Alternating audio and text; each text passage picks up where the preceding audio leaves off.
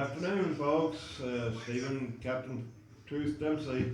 This edition of your wake-up call. Uh, I hope you all enjoyed the debate.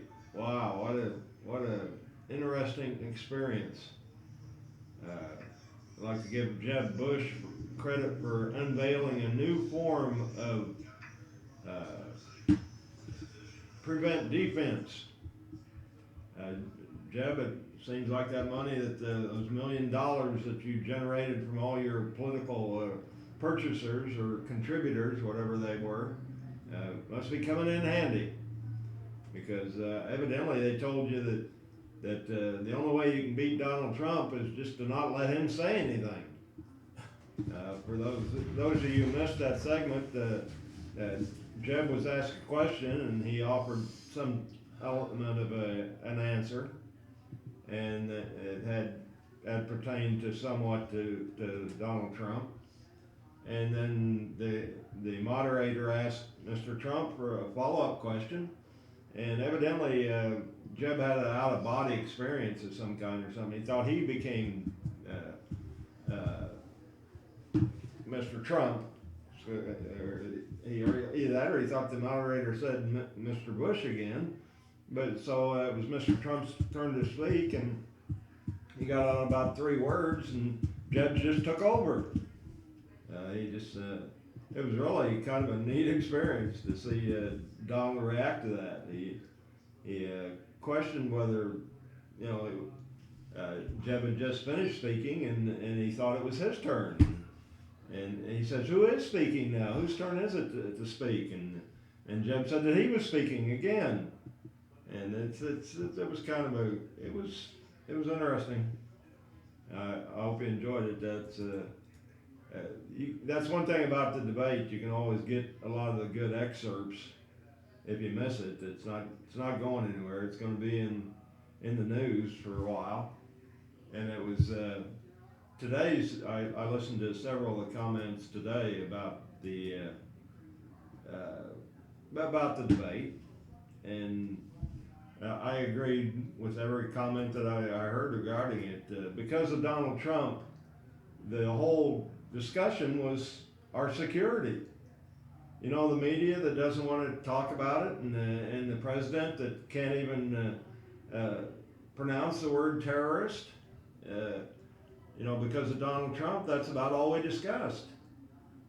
I know that those of you who listened to yesterday's show with the political veteran that is a friend of Donald Trump's, he made reference to the fact that Donald Trump has lost some money because of what he's doing. I like the explanation that Donald gave. I'm not sure where it came from. I guess it was the other night. That's right. It was Tuesday night. He said, he contributed 2 cycles back, 2 presidential cycles back. He contributed some money to, I forget who the candidate was. I guess the second one is Romney.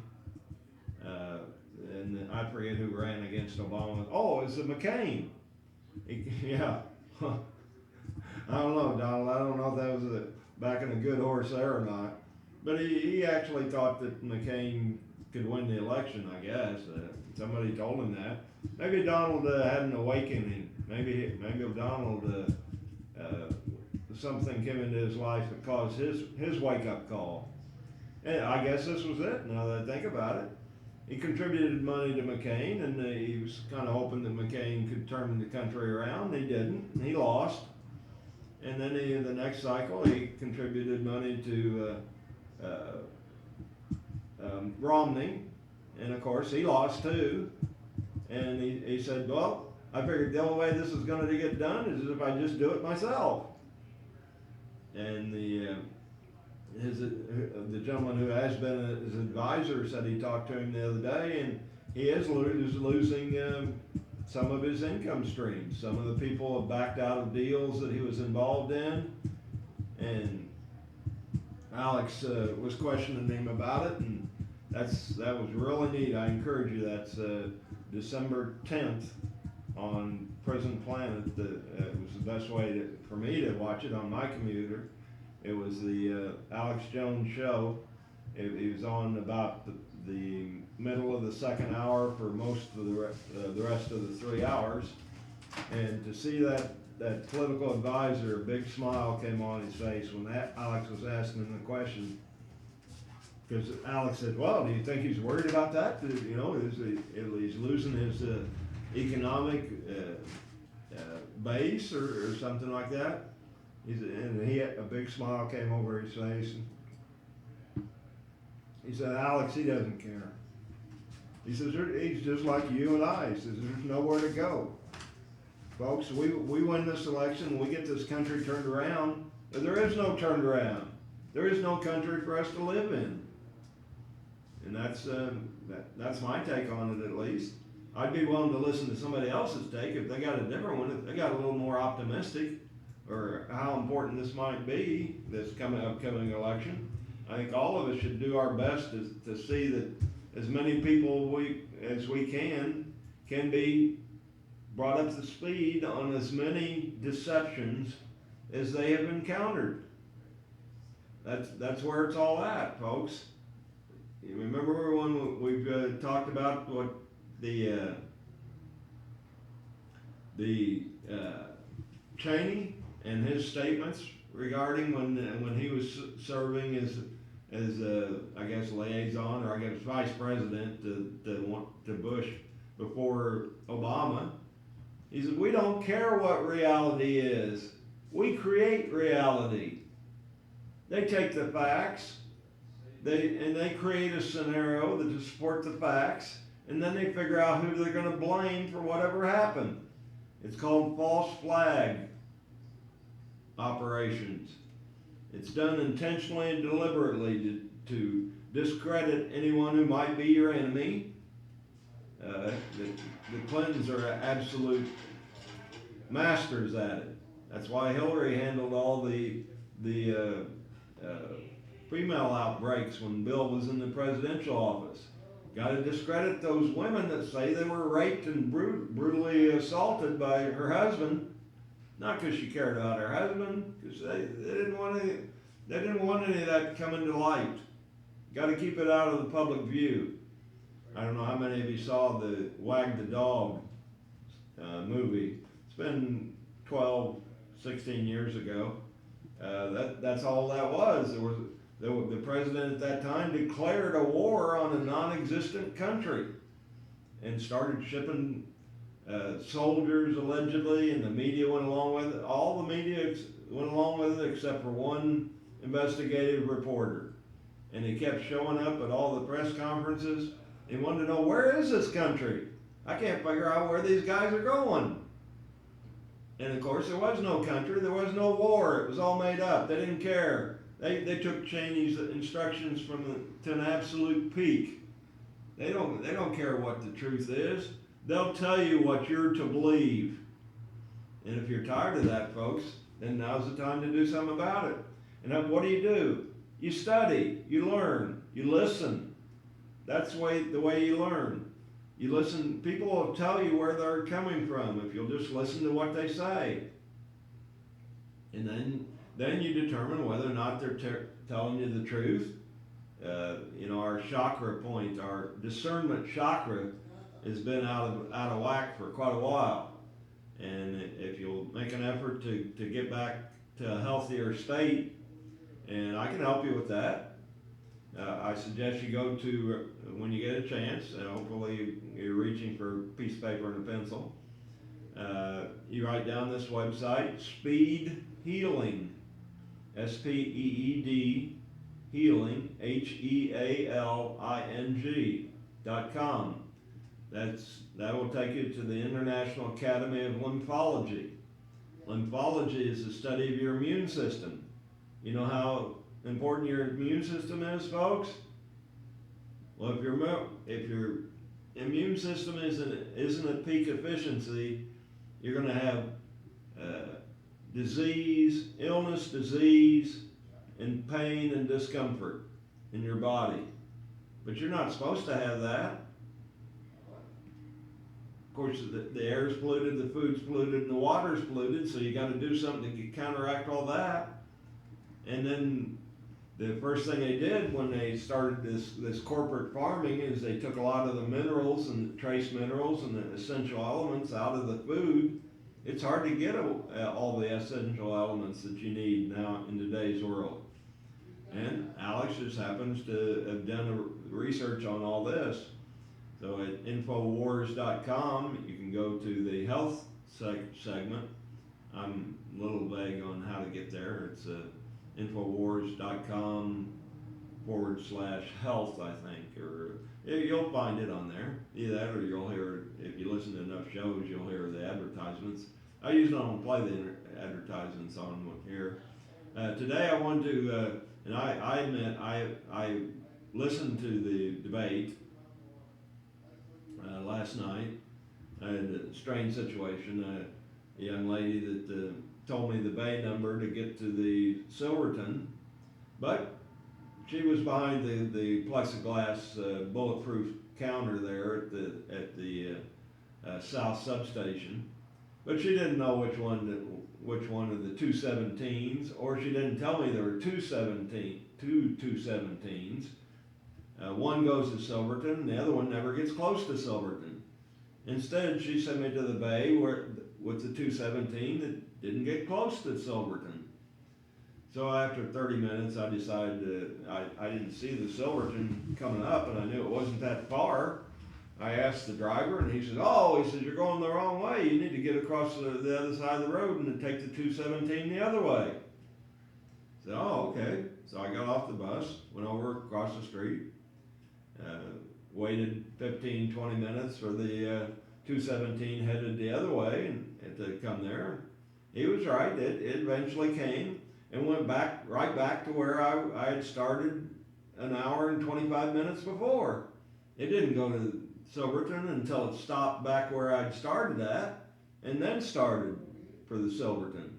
And it got there in about 10 or 15 minutes. So it took me an hour and 40 minutes instead of 10 or 15. Could have worked out differently. But I would be willing to bet, I haven't seen this on video, and I'm going to play the video version from the news last night. After we go through you can watch the coverage. It says, watch coverage of the last 2015 Republican debate here. Tonight, 7 o'clock Central Standard Time on InfoWars, exclusive coverage of the GOP debate. Okay, they're hosting a live analysis. Of course, it's on tape now. We missed the live tape. I was riding a bus, but it's just as good here, and I'm sure that you're going to hear some good comments. I see David Knight there. I see Miss Lorraine McAdoo. I can't remember her first name, and I'm sure I'll get it here in a second. When it comes on, I know I'll get it when she's sitting there, and there's another gentleman that I'm not sure who it is. They started with a picture of Cruz up there on the screen. I can see him, but we're about ready to get started on it. As soon as I make sure you got enough volume that you can hear it. And hopefully, it would really be neat if someone who hasn't seen this or hasn't heard it comes up with some type of a take on it as far as they're concerned. Well, they couldn't come up with a take on it from that someone else has. You got to come up with a take on it from your point of view, of course, and they would call in. And how do you do that, folks? You pick up your phone at the next break, and you call 702-983-0711. That's 702-983-0711. I met a lot of good people when I finally got to the Silverton, and I know that I wouldn't be surprised if some are listening to this. You're going to get this is going to be a review for you, but I think this is important enough we can review it 2 or 3 times. This will be 3 times for me, not with Lorraine and David Knight, but we'll see how it goes. I think it's going to go pretty good. So let's get started. I'll talk to you on the break if you're so inclined. Take care.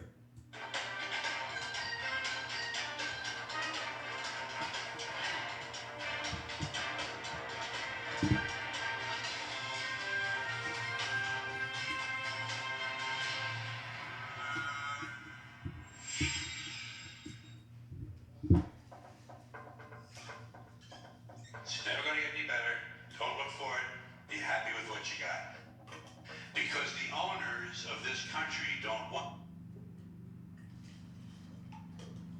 that. I'm talking about the real owners now. The real owners, the big wealthy businesses just that control things and make all the important decisions. Forget the politicians. The politicians are put there to give you the idea that you have freedom of choice. You don't. You have no choice. You have owners. They own you.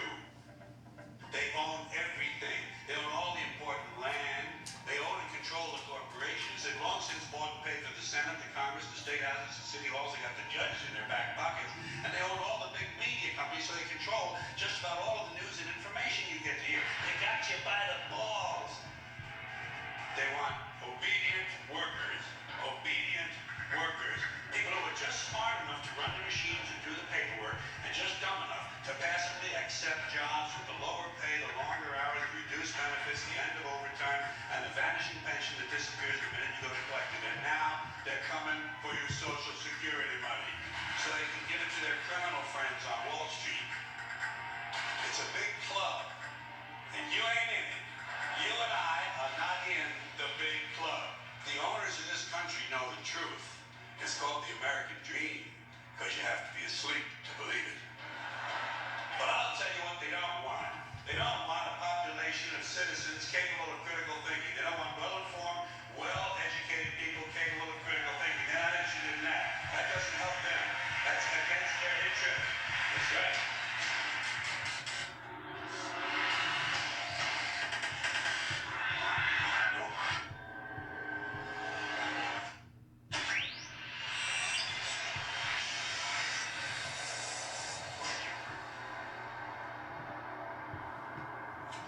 Welcome to the InfoWars Nightly News. This is a live broadcast on this Tuesday, December 15, 2015. I'm David Knight. Joining me are Leanne McAdoo and Jakari Jackson. We're going to be covering the GOP debate out of Las Vegas tonight with our commentary. That's going to be coming up in about a half hour. But before we do, I want to get Leanne and Jakari's comments on what we just saw with George Carlin, because there was a lot of truth packed into that intro. It's a very good intro. You know, he's talking about who the real owners are. And we're seeing this over and over again. We're seeing the real owners of this country, when they put together a trade package, they call themselves the stakeholders.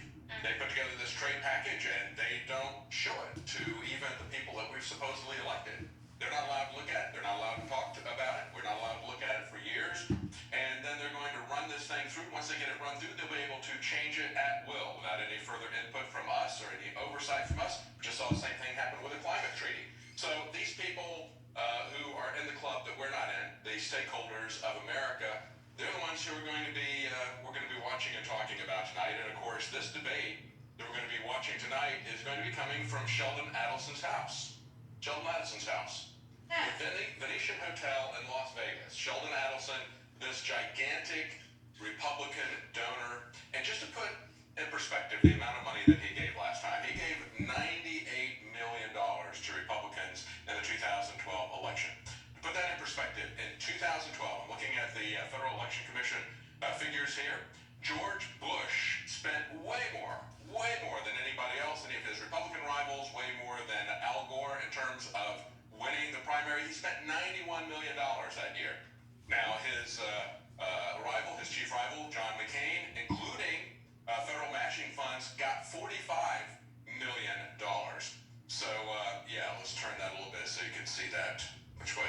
Yeah, this way a little bit better. Okay, so basically McCain got about, even with federal matching funds, he got half the amount of money that George Bush had, and it was about half that amount of money with matching funds that Al Gore had. And yet that amount of money, which was way more than anybody had to win the primary, was what one guy spent, Sheldon Adelson. And of course, this is going to be at his casino. Right. You know, his house rules. That's the club, and we're not in it. And George Carlin, he hit the nail on the head. He's one person I would love to be able to keep his brain in a jar, because we need that type of. That's the real humor, and that's why they don't want you to watch comedy and things like that, because they can push across that humor. Well, they don't want you, you point out, they don't want you thinking independently. Right. And they don't want you acting independent of their showboat elections. They don't want you acting at the state or local level or at your jury level, where you can shut down with just one person out of 12. You can shut down invalid, out of line prosecution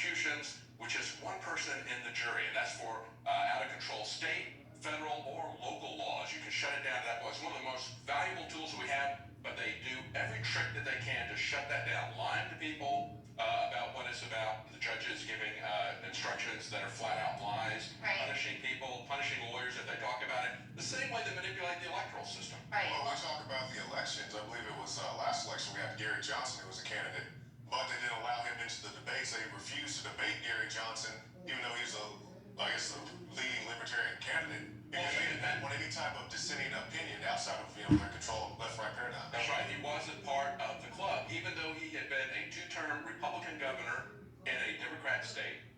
He had been reelected by a much larger margin the second time. So, very popular Republican governor in a Democrat state, two-term governor, and they said, well, you don't match the numbers that we need in the polls, but they didn't put him in the polls. So they can play those kinds of games. And then when he got out and ran as a libertarian, they said, well, okay, you jumped through all the hoops to get on the ballot in 50 states, but we still don't think you're a serious candidate, so we're not going to allow you to participate in the debates nevertheless. So they arbitrarily decide who they're going to let into their club and who they're not. And I think, quite frankly, one of the problems that they have with Donald Trump is that he has basically pushed his way into the club without their permission because he's got enough money to do that. Right, and that's kind of the thing, is that he hasn't spent maybe just a couple $100,000 on media and things like that, putting out commercials, ads, whereas everyone else, especially look at someone like Rand Paul, they just will completely obliterate him. You don't even know that he's there most of the time, so then he has to spend all this time campaigning, raising money, so it's totally skewed. Well, Trump has been able to use the media, and Jeb Bush, who when he began running, he got instantly went well over $100 million in terms of contributions to super PAC funds. He has blown through about half of that, and he continues to decline in the polls in spite of that, because number one, he's not selling anything that anybody wants. We've seen it before. It's old, recycled stuff, and it is 180 degrees diametrically opposed to what his Republican base wants to see. So it's not good. Nobody wants another Bush. That's right. And they're trying to convince people that they want another Clinton and having varying degrees of success at it. But nobody wants another Bush. That's right. Now, going back to Sheldon Adelson, as I pointed out, he has a tremendous amount of influence, giving as much in the last election cycle as Bush had spent in total, more than Bush had spent in total in 2000. And it looks like, as I talk about, they have the Sheldon Adelson primary. And it was reported that Marco Rubio had won that primary. They had most of the candidates. Rand Paul didn't go. Donald Trump didn't go to kiss the ring of Sheldon Adelson and worship at his feet. But the people who did go, it looked like Marco Rubio was about to win that. Now with Cruz moving up very quickly, there are articles that have come out in the mainstream press saying that there is a division between Sheldon Adelson and his Israeli-born wife as to who they're going to support. And really, people need to pay attention to this, because his central focus on who he gives money to is how strongly they're going to support Israel. Either that, or if they're going to do certain things for him for his gaming licenses, like Lindsey Graham did. Lindsey Graham pushed a bill for to prohibit online gambling, and he had just gotten a large contribution from Sheldon Adelson. Just coincidental. Right, yeah.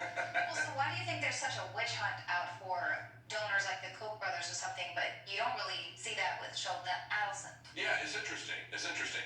And I don't know. I think it's because the Koch brothers have been associated with the Keystone Pipeline, with some other things. I don't really know. Certainly, Sheldon Adelson's focus is much narrower. It's things that are in his particular interest and in the interest of Israel. And that's how he focuses. And so his two candidates that he's looking at right now are Marco Rubio and Ted Cruz. That should tell us something about them. And when we're watching this junior varsity debate that we've been looking at, to me, everything that we were seeing was revolving around war. Right. When will you go to war? How deep will you go to war? Will you send women into war?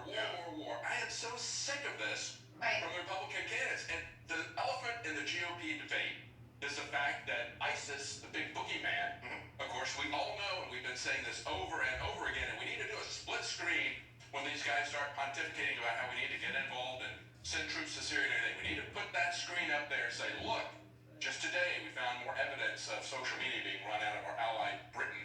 We know that the Turkish, our ally in NATO, is giving them all kinds of weapon equipment and buying their oil. This is total baloney. Right. Well, wasn't it General Wesley Clark who came out years ago and said that he had overheard a conversation where it was going to be, Yes, they had the countries that were going to take down and the order they were going to take them down. Well, he was just on Fox News Monday, I guess, speaking about going into Syria and saying, like, how is he just out there parading for this when he knows that this was part of the plan, and he was the one that actually came out and said that this was a plan, that we were going to take down these countries, and now he's out there trying to let the American people know that, oh, well, just randomly, we need to take serious It's amazing because it used to, with the broadcast news, they would be able to just ignore what somebody said or not show it again. But with the internet, people can go back if they're interested, if they care enough to know what's going on. They can go back and they can look at what these people have said. But unfortunately, most people don't really care. They still They're lie concerned about about it. Star Because Wars. remember,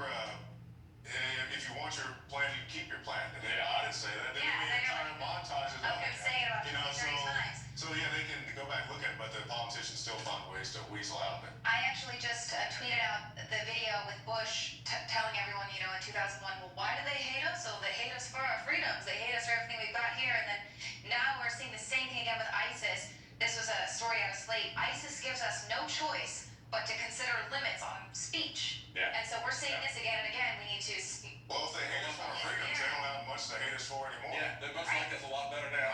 Yeah. 15 years on. Why do they still We're hate looking us? real good to them because we're looking a lot like the country that they were living in. As I'm looking at Ben Carson, and he's having problems in the polls. He's been slipping in the polls after he developed some credibility issues. Looked really out of touch in terms of foreign policy because, according to the mainstream press, the American president is supposed to be ruler of the world, so they need to know every little group and every little corner of the world and who they're going to fight, who they're going to support, and who they're going to... And we need to get over that idea. We need to have a peace and freedom candidate. Wouldn't that be nice if they talked... We had somebody talking about peace and freedom, but no, they're all talking about how they can wage war better than the next guy. So along that line, you see that Ben Carson today says he's going to declare war against ISIS. He says he wants to investigate the Council on American and Islamic Relations care for their ties to terrorism. So, it's absolutely amazing. Absolutely amazing. Yeah, well, they're definitely setting us up to vote in a wartime president, so. And I believe we have Richard Reeves. Yeah, we got online. Richard Reeves, yeah. Let's go to Richard Reeves. He's in Las Vegas. Go ahead, Richard. Thank you, David. Richard Reeves here for Infowars.com, and shout out to Alex. I've been out here just a very few short minutes and already met some of Alex Jones supporters, despite the fact that not that many listeners, viewers even recognize my face at this point. So it's really exciting to see that the Infowars movement is just growing and growing.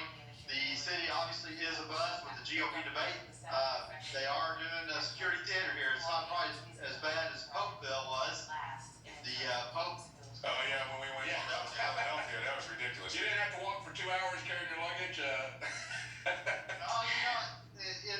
Since I kind of recalled that story, I thought, there's plenty of rooms available. They were cheap here at the Venetian, so I just thought, I better just stay here. And it's a good thing because traffic getting in and out of here right now, and even prior to the debate, absolutely prior to the debate, was a big deal. They're trying to get in. And like I say, they do have a security theater. They are looking at people's trunks. But hopefully before whenever you're ready to sign me out and go on to the next interview or next person. Hey, Richard, have they looked in your trunk yet? Actually, when I returned from the Grand Paul visit earlier today, they had me open up the trunk of the rental car, and I thought, wow, I've got all this crazy rig back there, and I thought they're gonna probably want to pat me down and frisk me and handcuff me and put me on the pavement. But fortunately, they just looked at everything and said, hey, you're good to go. So Now, Richard, when they were looking in your trunk, was that when you were pulling into the hotel, or was that just someplace around town? No, this was when I was trying to pull into the self-parking of the hotel. I went to a Rand Paul event earlier today around lunchtime and did some upload videos. Anyway, came back to the hotel, and thankfully it was coming back plenty early because it did take probably an extra 20, 30 minutes to get back into the self-parking here at the hotel. What can you tell us about the Rand Paul event? How was it attended? Was there very many people there? Well, it was standing room only.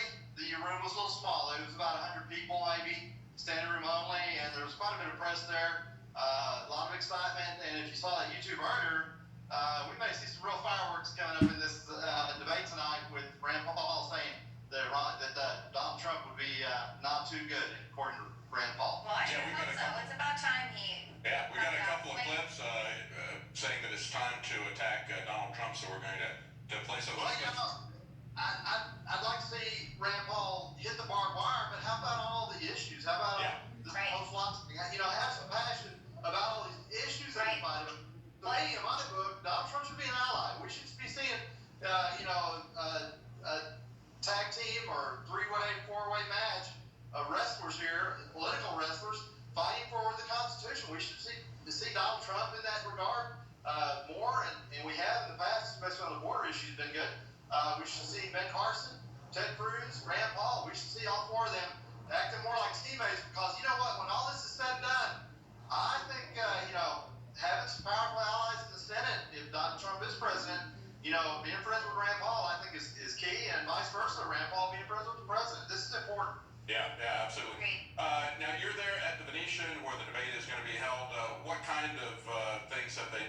terms of selecting the audience? Because I know in the past they have had very small, very hand-picked audiences for these debates. It's very handpicked. It's fine-tooth comb, probably, because my understanding is there's probably 1,000 people seated in the venue, maybe 1,100. And I was on a website earlier seeing, okay, chances of me getting into the actual debate and getting in, plus my footage wouldn't be near as good as you get on the broadcast for the big stations. But I thought, you know what? Let me just see if I did try to get in, what kind of luck I would have. So I actually went searching around on the web last night. I got in real late, 3 or 4 o'clock in the morning, and even the Nevada GOP says, hey, we're not even sure how to get tickets. So the state guys got pretty much kind of stopped on by the national RNC. All right, well, thank you so much, Richard. We actually have a clip of Rand Paul. You were talking about that event out there. So we'll go to this clip of Rand Paul, then we're going to come back. I believe we have Alex Jones waiting in the wings. So, Richard, we'll definitely keep in contact with you and come back when you have some updates. But let's go ahead and take a look at that clip from Rand Paul. Senator, before the first debate, you promised to mix things up, and you went pretty hard after Trump. Can we expect to see a similar strategy tonight? You've gone after Rubio repeatedly. Are we going to see something like that again tonight? It might be time to go after Trump again. I think people have not yet figured out that he would be a disaster for our country, and that we would have the biggest loss in the history of our country if he were our nominee. Ultimately, people are going to have to figure that out. Bombast, stupid comments, idiotic comments are not enough to win an election. And in fact, if they polarize half of the country or more, we'll have no chance of winning. So ultimately, I think the election is still wide open. I think his support is soft. And I think, as you've seen with Ben Carson dropping 20 points, same can happen to Donald Trump, and not soon enough for me. Well, there you hear it. He said that he thought that a Trump presidency would be a disaster for the country. Clearly, Trump is right on a lot of issues, and he has spoken out on issues that other people would not speak out on. I'm concerned about some of the things that he says he's going to do, because we've always got politicians who are willing to lie to you about issues. Right. But there's also things they're willing to tell you the truth about. If they tell you that they're going to raise your taxes, or they're going to send you to war, or they're going to take your freedoms, you better pay attention to them, because they will follow up on those promises. And Well, I wonder if there's anybody in our listening audience that has a take on Rand Paul's take. Would Donald Trump be a disaster for this country? Are there people that believe that? I know I don't. I don't think we can possibly lose with him. He's teaching the Americans an important lesson. If you don't like it, go out there and change it.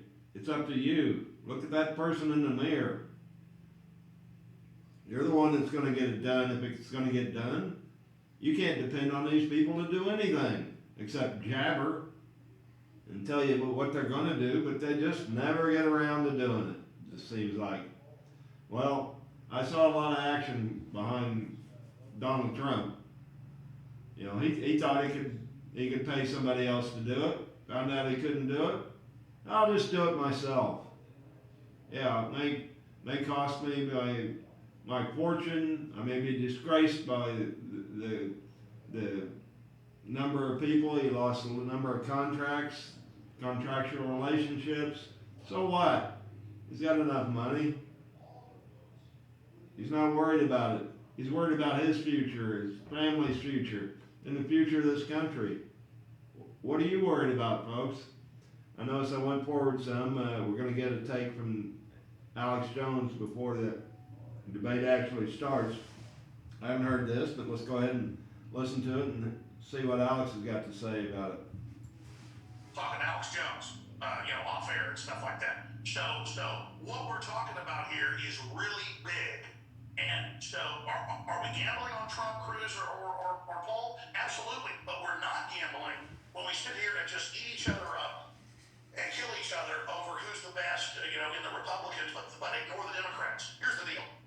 The Democrats have total power right now. They blackmailed the Supreme Court. They've got the presidency. They're ramming everything through. They've got control of most Republican leadership that have circled the wagons against the Tea Party and are trying to annihilate it, what Ron Paul's father and us and others, you the viewers and listeners, created. So that's the battle right now, is over the heart and soul and over the rhetoric, over the content, over the issues. And I'm sorry, Trump wins so far for carrying the ball for basically said some other things that are quite frankly draconian, that I think are dangerous. You separate that, though, from the other candidates he's up against. You got to give him the benefit of the doubt because he's changed positions many times. Like, say he was for refugees 3 months ago, and then we criticized him. He said, okay, I'm against it. Now I see the terror threat. They're taking things out of context. They're demonizing because they're scared. So that's what this comes down to. And Rand Paul shouldn't be hoping and waiting. The very same mainstream media that demonized him, that attacked him, that lied about him in his Kentucky senatorial campaign are the very same ones that are going to be attacking him for re-election next year. They're the very, very same people that will destroy him in a minute. And playing along with the bandwagon of attacking Trump is riding a dying dinosaur mainstream media. And that's what this comes down to. So I want everybody out there watching to understand it's bigger than Trump, it's bigger than Obama, it's bigger than Hillary Clinton, it's bigger than this. It's globalism. It's a world government being formed.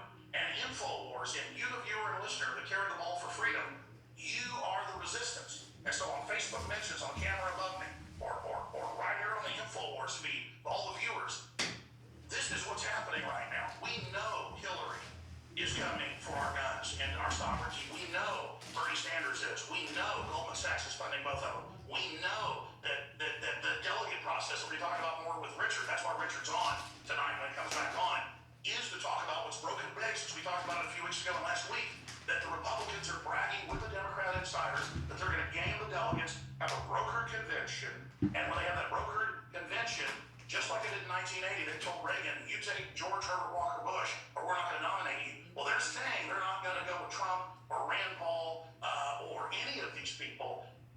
They're going to go with Jeb Bush, even if he's 5% of the vote. They're going to steal those delegates and vote for him. So we need to get tonight to have them not go with the media questions, not go with the scripted BS or responding to Trump about banning Muslims till they fix the immigration problem and start checking their IDs.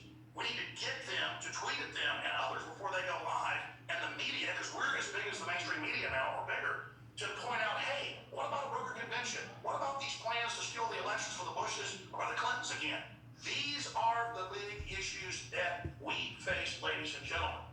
And so that's what I'm here to break down. We're about 2 or 3 minutes away from live coverage. A lot of new viewers tune in and they say, why are you talking over the debate? If you want the debate with limited talk over it, tune to CNN. They're out there in Las Vegas. We've got a reporter, Richard Reeves, out there. They're hosting it and putting it on. Other media's covering it. We're covering it play-by-play, live, under fair use, under commentary. We couldn't do that if we were an entertainment company. Okay, we are a news-gathering First Amendment free speech system. And so we're here covering it with our view and our punditry and our analysis, wearing the truth on our sleeve, our bias on our sleeve, taking action in this Christmas season. That's what we're doing. So you're tuned in, and I know most of you know this, but a small minority doesn't. You're tuned in to us commentary over it live, just like we do for the State of the Unions and other big events. So we're going to be at the RNC this year, the DNC. We're going to be covering it all. We've got the reporters. We've got the camera people. We've got the editors. We've got the live feeds. We've got the satellites. We've got the AM and FM stations. We're on cable, on basic cable right now in Houston, Texas. We're on radio in Albuquerque, New Mexico, in New York City. And InfoWars is exploding right now, and it's only evidence of the larger icebergs of liberty under the surface. So as Matt Drudge always says, new media, patriot media, needs to think of itself as important as CNN, as important as the New York Times. Quite frankly, we're more important than them, and we need to understand that. I'm going to throw it back to you guys, and then I'm going to be popping back in on the Skype feed from time to time with commentary, with analysis as well. We're also on the Facebook mentions right now. I'm going to hand it back to you guys there in Austin, Texas. Thank you, Alex, and we'll be listening for your report. We'll be watching that when you join us. And what Alex said there, I think, is very important. There was an article on Drudge today saying that Jeb Bush had told his supporters about a month ago that by December the 15th, we would see Trump in decline. We've seen just the opposite of that happen. And I think not only did the Bushes misunderestimate him, as his brother would say, but I think also Rand Paul is making a mistake to just come out with broad pronouncements and say Trump will be a disaster. If he disagrees with him, he needs to talk about the policies. And he doesn't treat Chris Christie that way. They put the two of them right next to each other on the debate stage tonight because they know there's always fireworks. Chris Christie is this authoritarian police state prosecutor. And so they put the libertarian Rand Paul next to him, and they do get fireworks, but they're talking about policy. But then when they go after Donald Trump, they come after him with ad hominem attacks. They say he's not an official politician. Look, you know what? Cruz and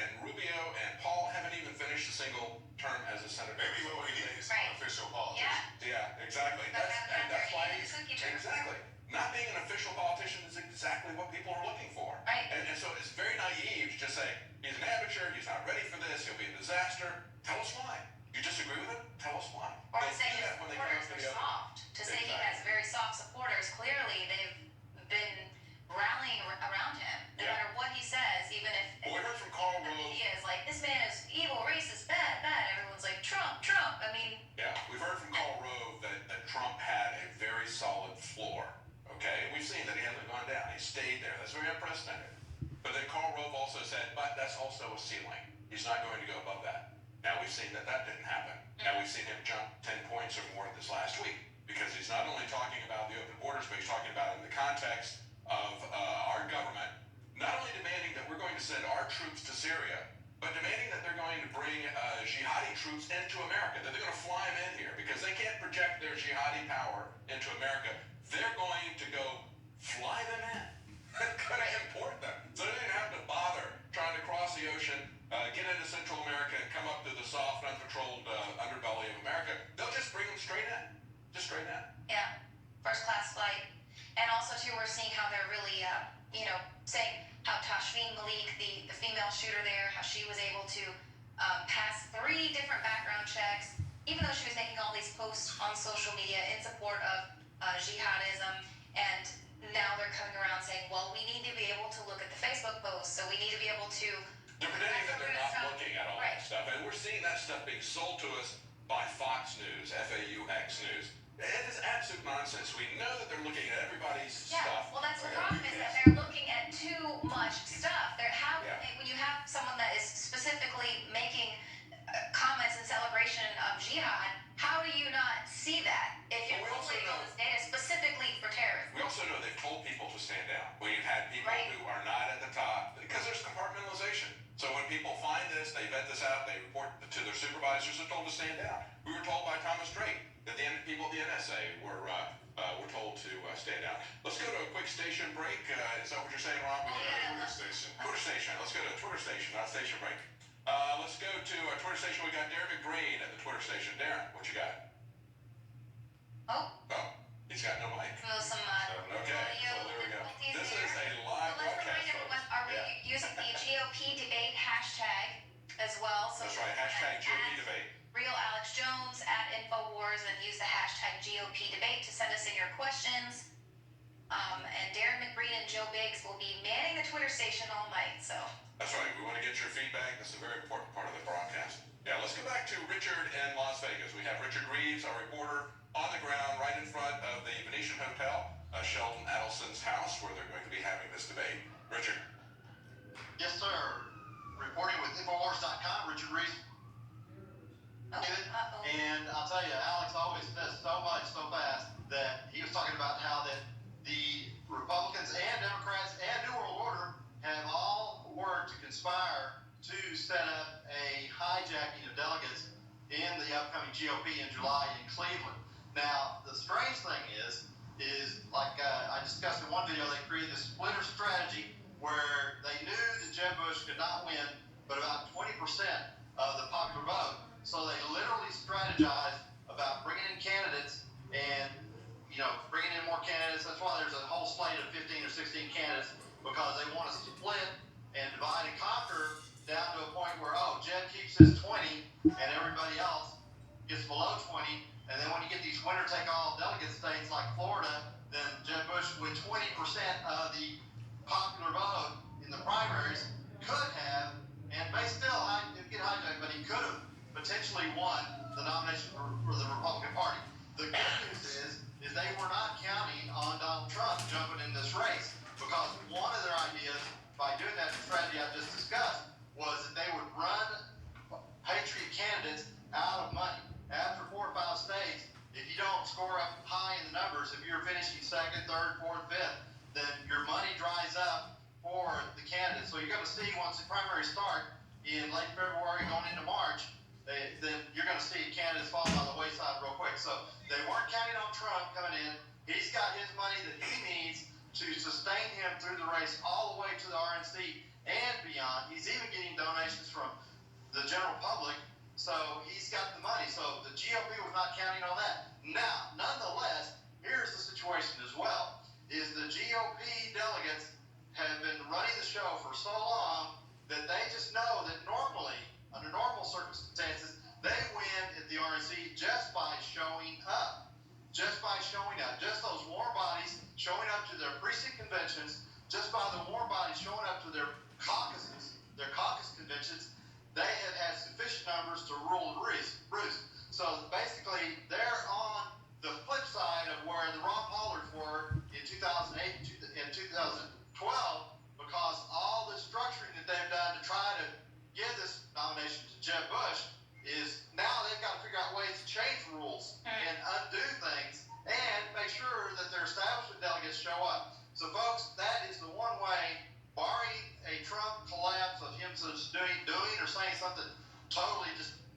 saying they're crazy. It is really Trump's election to lose from a popular vote standpoint, from my perspective. But potentially, if Trump loyalists, Trump delegates do not show up at their precinct conventions, at their precinct caucuses, then look for the GOP to bend rules, to break laws, and like I said, break heads. So it's a very, very tricky thing. And the good news is it only takes 2 or 3% of the population to overwhelm that system. And as I did the interview with Rob Dew last week, the Republican Party, if it's made up of patriots, well, guess what? All these foul candidates that are pro-globalist, sold out to the NWO, that don't, care about the Constitution, they don't know about the Bill of Rights or anything. Well, the candidates start coming out of a patriot GOP, then you will see a sea change in the level and quality of patriot candidates. And with the new media that we have, like Alex talked about earlier in his segment, he was talking about how that, now we've got Skype and we're doing internet. He's broadcasting from home. You guys at the office, at the studio, and I'm here in Las Vegas on an iPhone, Skyping to you guys. With the internet, we will be able to identify patriot candidates. We will be able to self-identify. We will run over the dinosaur media, and that's how we can get good people elected, because we get upstream of the process and get people on the ballot right at the beginning, block Rhino, block NWO candidates before they even get on the ballot. And that's all. We can just do so much by overwhelming this small system. Yeah. That's a great report, Richard. Yeah, exactly. They have created the rules. They run the system. They will bend. They will break. They will alter the rules. And if that doesn't work, they will steal it at the end. But I think it's going to be hell to pay if they do that a second time, because we saw them do that to Ron Paul 4 years ago. Right. And the support behind Trump is much larger. If people see that corruption, that could be a very valuable thing. So we're going to cover that very closely. Let's go to our reporter at the Twitter station, Darren McBreen. Darren. That's right, Darren McBreen coming to you live once again from the Infowars.com studios here in Austin, Texas. Once again, we have our very own Twitter booth set up this evening, and I'll be here for the next couple hours along with Joe Biggs, who's going to step in from time to time. And we want to hear from you. Send us your questions and comments to @RealAlexJones, and be sure to use the hashtag GOPDebate. And David, I thought it was funny earlier today. I stepped into the Matrix, watched a little bit of mainstream television, and they are already predicting a Donald Trump downfall. And what I heard on Fox, it was a Fox 5, they were saying that up until this point, Trump has been what they call a clown candidate. And they expect that Americans are going to start taking these debates more serious once we get closer to the election. So, I don't know why they keep saying that, Darren, because that was the line of attack when Donald Trump first got in, and it didn't work. Right. It hasn't worked for several months, so I don't really understand why Fox keeps hammering that home. I mean, we talked about that. We talked about the fact that Jeb promised his donors that by December 15th, you would see Trump in decline. Just the opposite of that. We've seen Karl Rove, of course, the Darth Vader in the background, or maybe another analogy of Star Wars. Nevertheless, he's talking about how Trump's got a very strong floor, but he's also got a ceiling he's not going to go above. That didn't happen either. So, clearly Fox News is pushing these establishment candidates. If somebody comes out that is going to push relentlessly for more wars, for military buildup, for the typical neocon policies, somebody like Carly Fiorina, somebody like Marco Rubio, they're going to push those candidates. Of course, Jeb Bush as well as in that candidacy. They're going to push those candidates. They're going to talk down the other candidates. That they that's what they expect Rand Paul to do tonight. You heard Rand Paul. He said it's time to start going on the attack, and go after Donald Trump. But be careful what you ask for. It may come true, because Donald Trump, it seems like that what doesn't kill him only makes him stronger. That's right. And if he comes after him and doesn't make it issues based, I think he's really going to bounce back and to his harm. I think ad hominem attacks, I don't think ever really are very effective. And I really would like to see the candidates talk about issues. We have a lot of important issues. Well, folks, we didn't get to any of the debate. We got to a lot of the preparation. I think a lot of this is very important. I'm glad that they're studying how all this is coming about and the things that are likely to occur. In fact, I'm glad I've seen one of Donald Trump's advisors. The question is, are you going to be prepared? There's going to be a lot of people that are going to be prepared. Are you gonna be a part of it? Are you gonna know what happened or just wonder what happened? And the way you do that is by listening to these shows, listening to opinions, participating in opinions, participating in call-in talk shows, sharing your opinion with an open mind. Nobody's right all the time, folks. It's kind of like in sports. You make a power number of a team. The team Trump is way out in front. If he makes a slight mistake, so what? He's still way out in front. The other team members are way behind. And it's up to you. If you care about this country, we better do something about it. Let's move in the right direction. Let's see what we can do to defeat the people that, like George Carlin says, we need to appreciate them. Rolando Larraz from Radio Tribune, he says he's not expecting to even have an election. He doesn't think that Obama even intends on leaving. So we need to be prepared, whatever this false flag operation is that creates this catastrophic situation. We need to be prepared to dispel it and help others to understand why this was done, so we don't fall victim again. And the only way we do that is just keep studying. And tune in tomorrow, and we'll pick it up in a rough approximation of where we were today. We'll listen to some of the comments. I'm looking forward to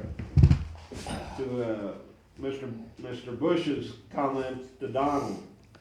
That really showed a lot of class there, Jeb. I guess you're so far behind, you're just desperate. The advisors just told you that, man of your weak intellect, you can't possibly beat this man, so just try to do everything you can to try to shut him up. The actual prevent defense. Prevent your opponent from talking, Jeb. That's a classy act. But we'll see that tomorrow. So I'm wishing you a good afternoon. Be sure to stick around now. I'm sure Ms. Clark has some comments about Donald. He's a hearty and supporter of Donald. I think all Americans should be. Can he make some mistakes?